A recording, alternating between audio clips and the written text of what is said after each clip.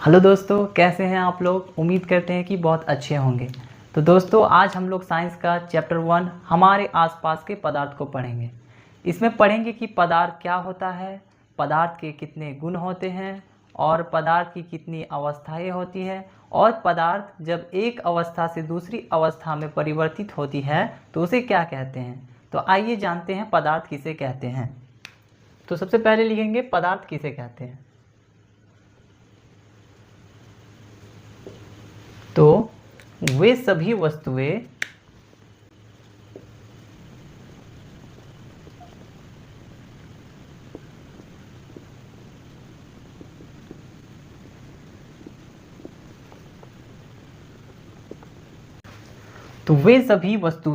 जो स्थान घेरती हो व जिसमें द्रव्यमान होता हो पदार्थ कहलाते हैं। मतलब हमारे आसपास नजर आने वाली हर एक चीज क्या कहलाएंगे, पदार्थ। क्योंकि देखिए हर एक चीज कुछ ना कुछ स्थान घेरती होगी और उसका कुछ ना कुछ द्रव्यमान होता होगा। जी है, बिल्कुल। जैसे पंखा, वो कुछ स्थान घेर रहा है कहीं पर है तो ठीक है। जैसे चेयर चेयर भी स्थान घेर रहा है। जैसे पानी, लोहा, लकड़ी, सब देखिए हर एक पदार्थ कोई न कोई स्थान को घेर रहा है। ठीक है, और उसका कुछ न कुछ द्रव्यमान होता है। तो लिखेंगे उदाहरण। उदाहरण में हम कुछ भी लिख सकते हैं।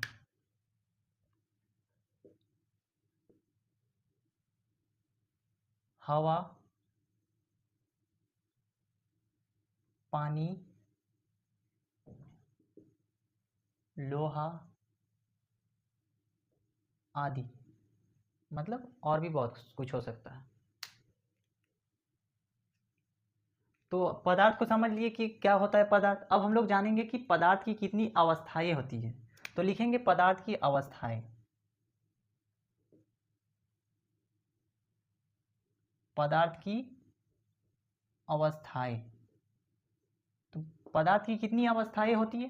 पदार्थ की 3 अवस्थाएं होती है। क्या क्या। तो सबसे पहले होता है क्या, ठोस अवस्था,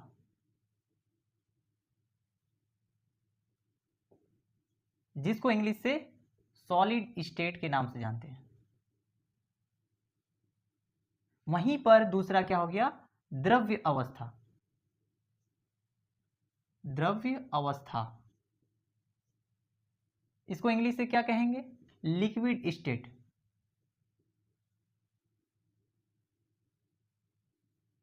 और आखिरी तीसरा क्या हो गया, गैस अवस्था। गैस अवस्था, जिसको इंग्लिश से गैस स्टेट कहते हैं। ठीक है, तो पदार्थ की कितनी अवस्थाएं हो गई ना, 3 हो गई सर। ठोस अवस्था, सॉलिड स्टेट, द्रव्य अवस्था, लिक्विड स्टेट, गैस अवस्था, गैस स्टेट। ठीक है, तो फिगर के माध्यम से देखते हैं कि सॉलिड स्टेट और गैस स्टेट और लिक्विड स्टेट में क्या क्या अंतर होता है। सबसे पहले हम इसको ठोस ले लेते हैं, इसको द्रव्य ले लेते हैं और इसको गैस ले लेते हैं। ठीक है, तो देखिए ठोस में क्या होता है ना, पदार्थ के कण बहुत करीब होते हैं, यानी बहुत पास पास होते हैं। पदार्थ के कण बहुत पास पास होते हैं।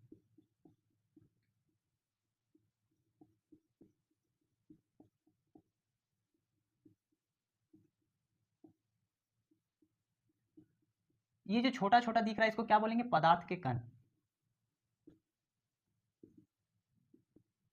पदार्थ के क्या कहेंगे, पदार्थ के कण। ठीक है, वहीं पर अगर द्रव्य का बात किया जाए तो पदार्थ के कण थोड़े दूर दूर में होते हैं। देखिए पदार्थ के कण क्या है, थोड़े दूर दूर में है।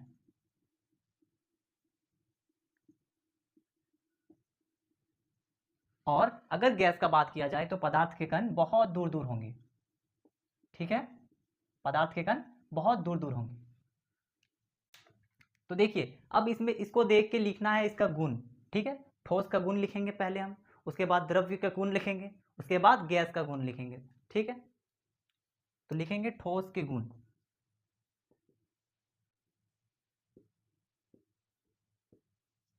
ठोस के गुण, अगर कोई पदार्थ ठोस है तो उसका क्या क्या गुण होता है।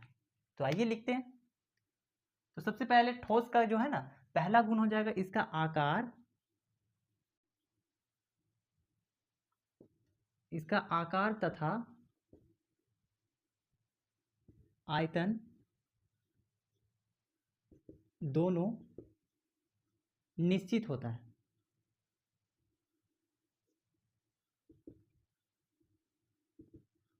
ठीक है, कोई भी पदार्थ अगर ठोस अवस्था में है तो उसका आकार तथा आयतन निश्चित होगा, और इसमें पदार्थ के कण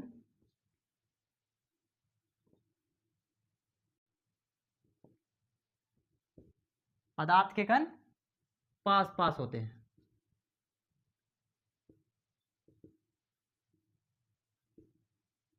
देखिए पदार्थ के कण पास पास है, तो अगर पदार्थ के कण पास पास होंगे तो रिक्त स्थान बहुत कम होगा। तो लिखेंगे इसमें रिक्त स्थान बहुत कम होते हैं। अगर रिक्त स्थान बहुत कम होंगे तो पदार्थ के कण क्या हो जाएंगे? पदार्थ के कण बहुत कम गति करते हैं।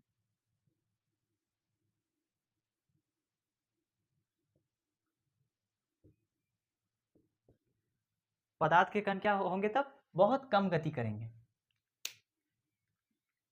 उदाहरण में हम लिख सकते हैं जैसे लकड़ी ठोस पदार्थ है, इसका आकार और आयतन को हम बदल नहीं सकते हैं, ठीक है, जब तक ले कोई बाह्य बल ना लगे। लोहा, सोना और बहुत कुछ आदि, ठीक है।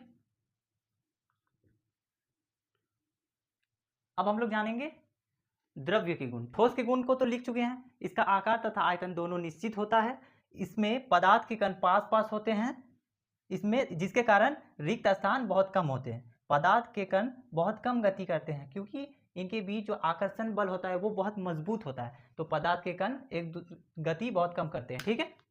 उदाहरण लकड़ी, लोहा, सोना आदि, ठीक है। अब हम लोग जानेंगे द्रव्य के गुण।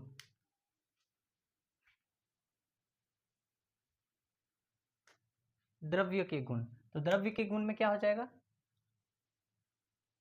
इसका आकार अनिश्चित तथा आयतन निश्चित होता है।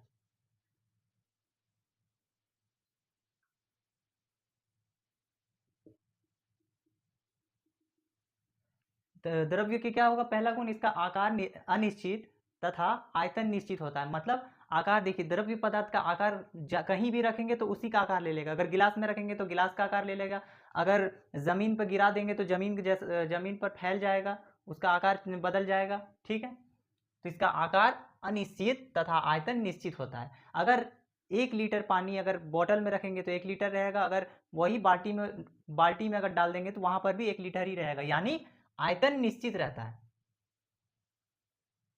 अब इसमें देखिए इसके पदार्थ के कण थोड़ी दूर दूर में होते हैं, इसके पदार्थ के कण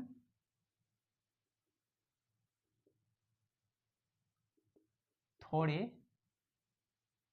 दूर दूर होते हैं,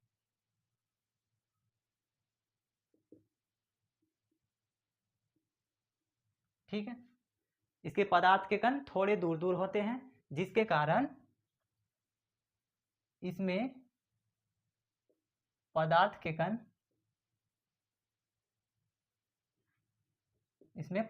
कणों के बीच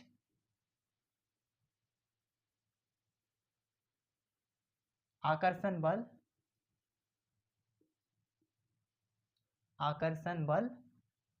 मध्यम होता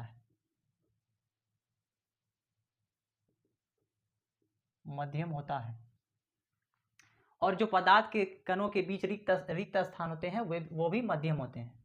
तो लिखेंगे पदार्थ के कणों के बीच रिक्त स्थान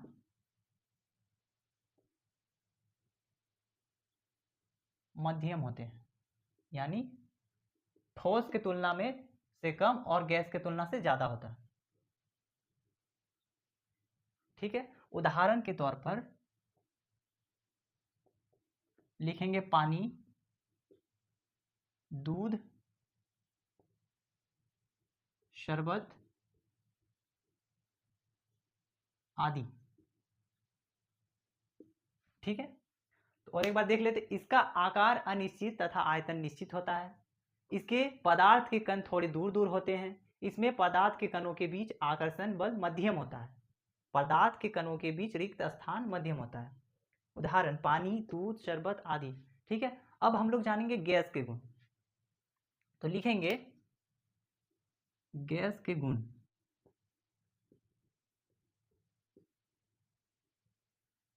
गैस के गुण इसमें क्या होता है, इसका आकार अनिश्चित तथा आयतन दोनों अनिश्चित होता है। इसका आकार तथा आयतन दोनों अनिश्चित होता है।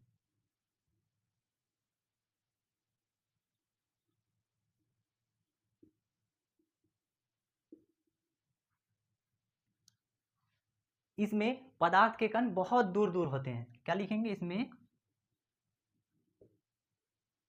पदार्थ के कण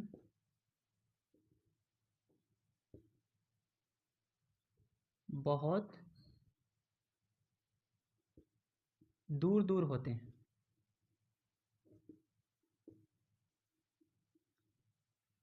और तीसरा पॉइंट क्या हो गया, इसमें पदार्थ के कणों के बीच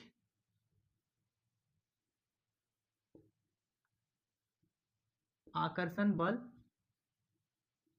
बहुत कम होता है।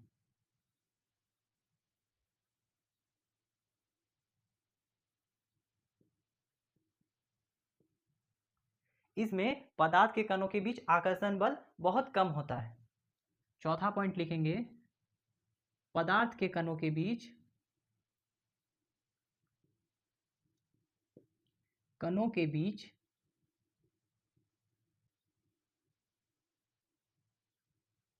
रिक्त स्थान बहुत होते हैं। अगर पदार्थ के कण अगर दूर दूर होंगे तो रिक्त स्थान बहुत ज़्यादा होंगे। ठीक है, और इसमें पदार्थ के कणों के बीच आकर्षण बल, अगर पदार्थ के कण बहुत दूर दूर होंगे तो इसमें जो आकर्षण बल लगेगा वो बहुत कम लगेगा, जिसके कारण गैस, लिखेंगे गैस के उदाहरण।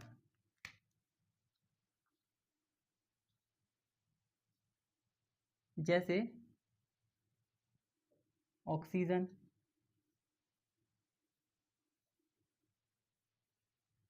कार्बन डाइऑक्साइड,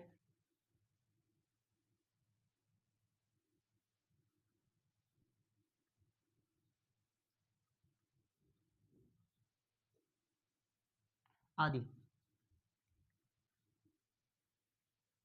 अब हम लोग जानेंगे पदार्थ की विशेषताएं। पदार्थ की विशेषताएं, अभी हम लोग जो पढ़े पदार्थ के गुणों में, उनमें से क्या क्या पदार्थ की विशेषताएं हैं। तो लिखेंगे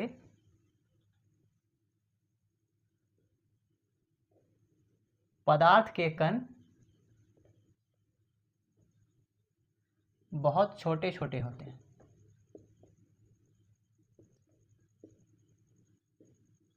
क्या लिखेंगे, पदार्थ के कण बहुत छोटे होते हैं। पदार्थ के कण लगातार गति करते रहते हैं।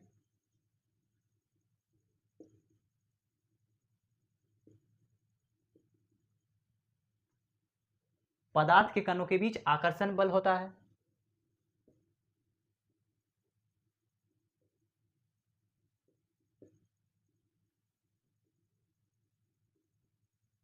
पदार्थ के कणों के बीच आकर्षण बल होता है।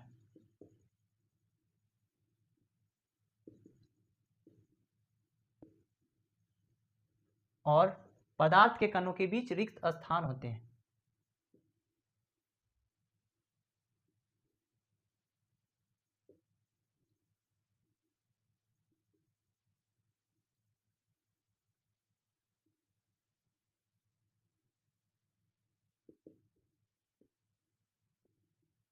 ठीक है, तो पदार्थ की विशेषता क्या क्या हो गई? पदार्थ के कण बहुत छोटे होते हैं, पदार्थ के कण लगातार गति करते रहते हैं, पदार्थ के कणों के बीच आकर्षण बल होता है और पदार्थ के कणों के बीच रिक्त स्थान होते हैं।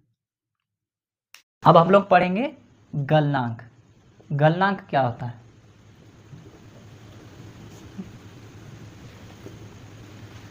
गलनांक, जिसको इंग्लिश से बोलेंगे मेल्टिंग पॉइंट।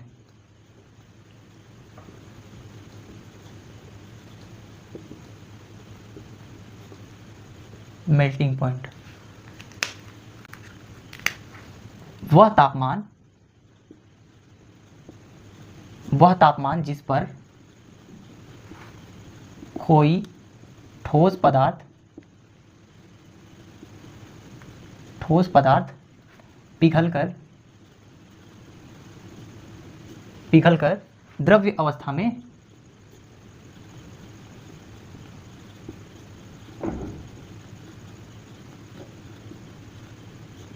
द्रव्य अवस्था में परिवर्तित होता, उसे गलनांक कहते हैं।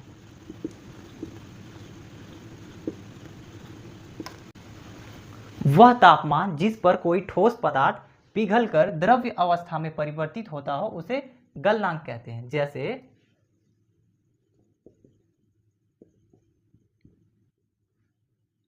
0 डिग्री सेल्सियस पर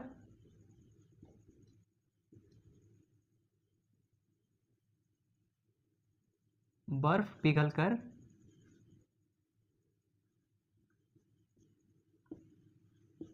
पानी बन जाता।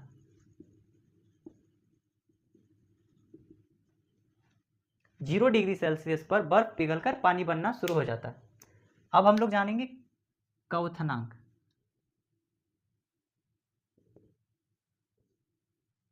क्वथनांक को इंग्लिश से क्या बोलेंगे? Boiling point.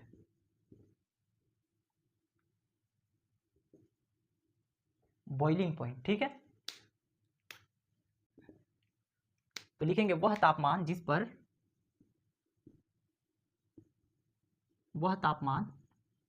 पर कोई द्रव्य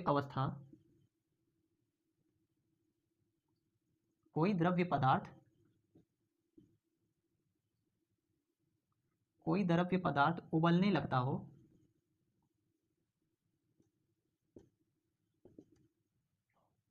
लगता हो और वाष्प में परिवर्तित हो जाता हो,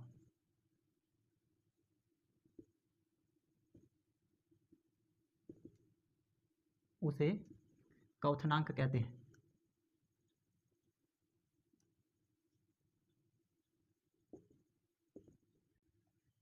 वह तापमान जिस पर कोई द्रव्य पदार्थ उबलने लगता हो और वाष्प में परिवर्तित हो जाता हो उसे क्वथनांक कहते हैं। जैसे 100 डिग्री सेल्सियस पर पानी का उबलना,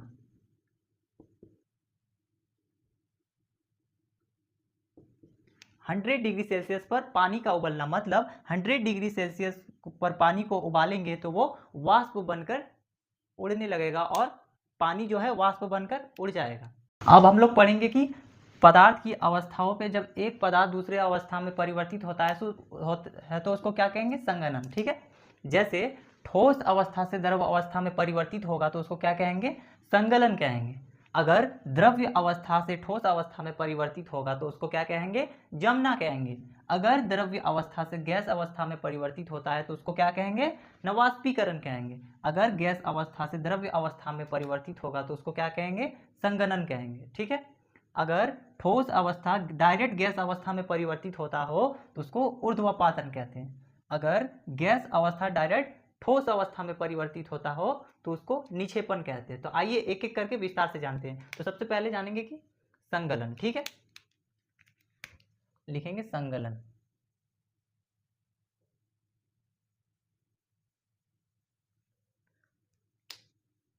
जब कोई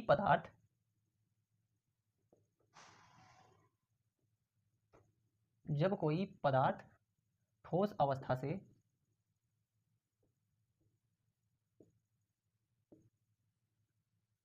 द्रव्य अवस्था में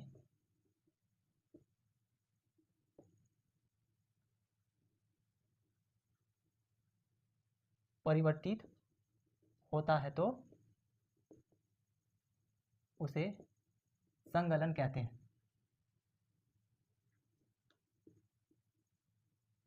संगलन कहते हैं। जैसे बर्फ से पानी, बर्फ से पानी। देखिए बर्फ ठोस पदार्थ हो गया और पानी क्या हो गया, द्रव्य पदार्थ। तो बर्फ से पानी। अब हम लोग जानेंगे अगर द्रव्य से अगर गैस, अगर द्रव्य से ठोस बन रहा है तो उसको क्या कहेंगे, तो उसको कहेंगे जमना, ठीक है, जमना।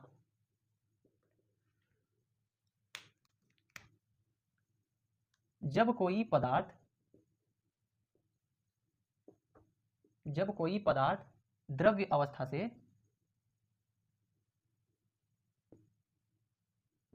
द्रव्य अवस्था से ठोस अवस्था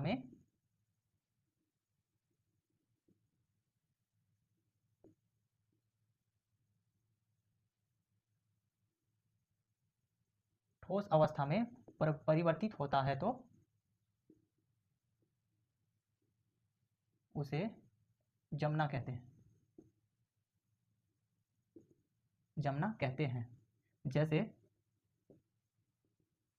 पानी से बर्फ, पानी से बर्फ, ठीक है। पानी हो गया क्या, द्रव्य, और बर्फ क्या हो गया, ठोस। अब हम लोग जानेंगे द्रव्य से गैस अगर बनेगा तो उसको क्या कहेंगे, न वाष्पीकरण कहेंगे। वाष्पीकरण। जब कोई पदार्थ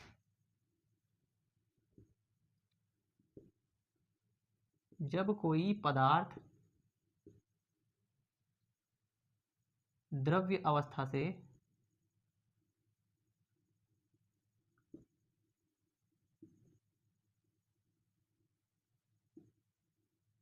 गैस अवस्था में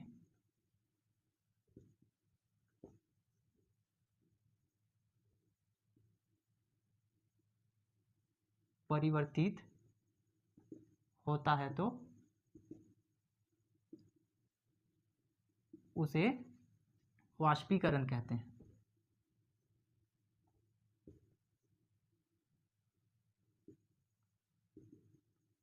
जैसे जब कोई पदार्थ द्रव्य अवस्था से गैस अवस्था में परिवर्तित होता है तो उसे वाष्पीकरण कहते हैं। जैसे पानी का उबलना,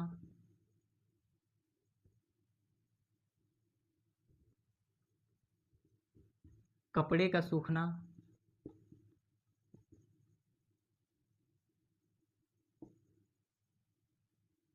आदि। अब हम लोग जानेंगे गैस से डायरेक्ट द्रव्य में बनता है तो उसको क्या कहते हैं, न संघनन कहते हैं। क्या कहते हैं, संघनन। संघनन। तो लिखेंगे जब कोई पदार्थ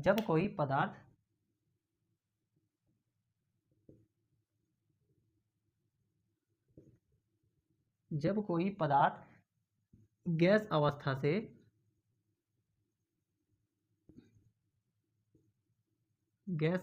से द्रव्य अवस्था में परिवर्तित होता है तो उसे ठंडे पेय पदार्थ, मतलब जो फ्रिज से निकाला जाता है, जैसे आइसक्रीम, कोल्ड ड्रिंक। देखिएगा जब आप लोगों ने कुछ आइसक्रीम या कोल्ड ड्रिंक पिया होगा तो उसके बाहर पानी की ठंडी बूंदे दिखाई देने लगे। संघनन, संघनन क्या होता है? जब कोई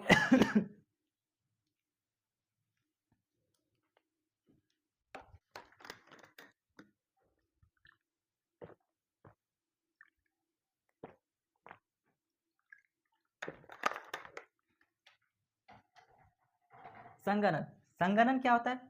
जब कोई पदार्थ गैस अवस्था से द्रव्य अवस्था में परिवर्तित होता है तो उसे संघनन कहते हैं। जैसे बादलों का बनना, ठंड पेय पदार्थों के बाहर पानी की बूंदें। जैसे कोल्ड ड्रिंक या आइसक्रीम में आप लोगों ने देखा होगा कि उसके बाहरी सतह पर पानी की छोटे छोटे बूंदे दिखाई देते हैं। ठीक है, अब हम लोग जानेंगे ऊर्ध्वपातन।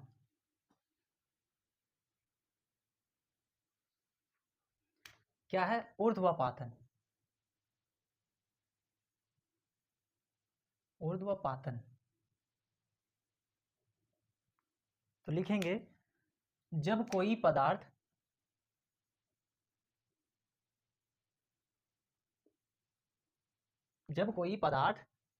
ठोस अवस्था से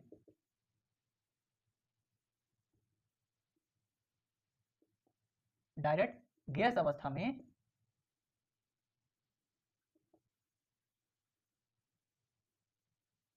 परिवर्तित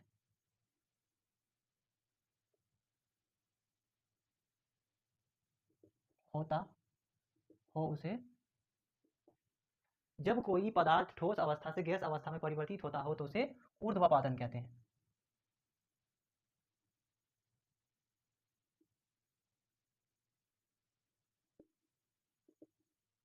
जैसे कपूर,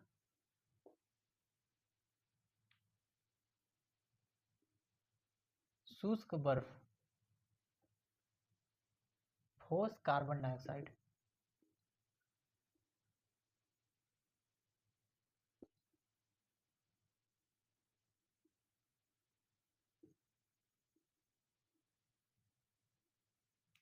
जैसे कपूर, शुष्क बर्फ यानी ठोस कार्बन डाइऑक्साइड, कार्बन डाइऑक्साइड का ठोस पदार्थ। जैसे कपूर को अगर हम देखिए, कपूर क्या होता है? ठोस पदार्थ। कपूर को अगर जलाएंगे तो डायरेक्ट द्रव्य अवस्था में नहीं बदलेगा, डायरेक्ट गैस अवस्था में बदल जाएगा। वही होता है शुष्क बर्फ। शुष्क बर्फ क्या होता है? शुष्क बर्फ ठोस कार्बन डाइऑक्साइड होता है। ठीक है, अब हम लोग जानेंगे निक्षेपण। निक्षेपण क्या होता है? लिखेंगे निक्षेपण।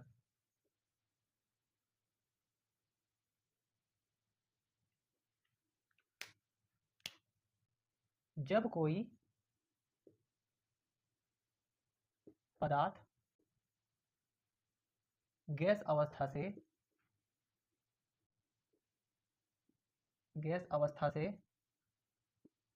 ठोस अवस्था में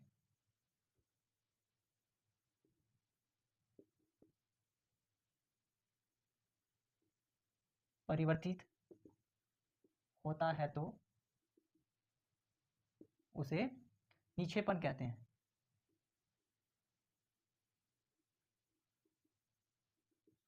जब कोई पदार्थ गैस अवस्था से ठोस अवस्था में परिवर्तित होता हो तो उसे निक्षेपण कहते हैं। जैसे हवाई जहाज के पीछे बनने वाली कंट्रैक्ट्स,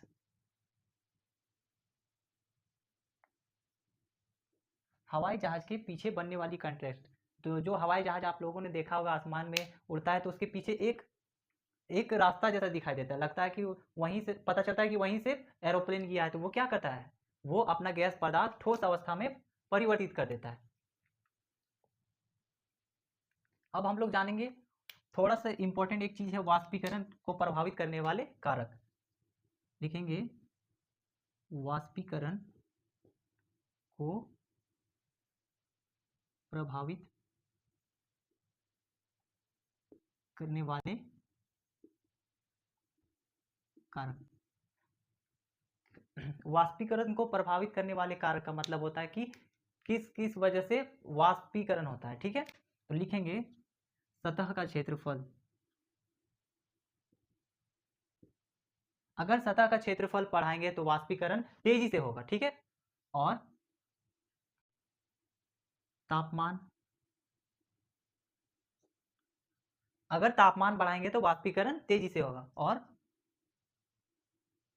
वायु का चलना, अगर हवा चलेगा तो जल्दी वाष्पीकरण होता है। Thank you. अगर आपको वीडियो अच्छा लगा होगा तो लाइक, कमेंट और शेयर जरूर कीजिएगा।